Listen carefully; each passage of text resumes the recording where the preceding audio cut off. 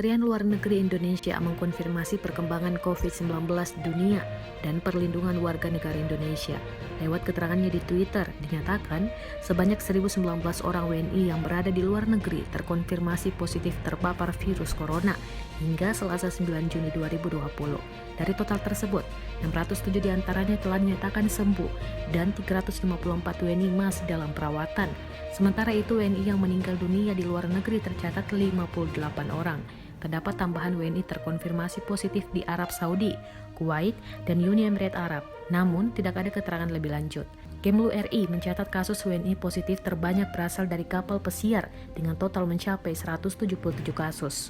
Selanjutnya disusul WNI yang berada di Malaysia sebanyak 157 orang, WNI yang berada di Amerika dan Arab Saudi masing-masing sebanyak 79 dan 133 orang. Adapun total kematian WNI di luar negeri terbanyak akibat virus corona berada di Arab Saudi sebanyak 20 orang. Badan Kesehatan Dunia atau WHO telah menyatakan kasus COVID-19 sebagai pandemi, di mana 217 negara telah terkonfirmasi kasus ini. Sekitar 6.931.000 orang positif terpapar virus corona di seluruh dunia.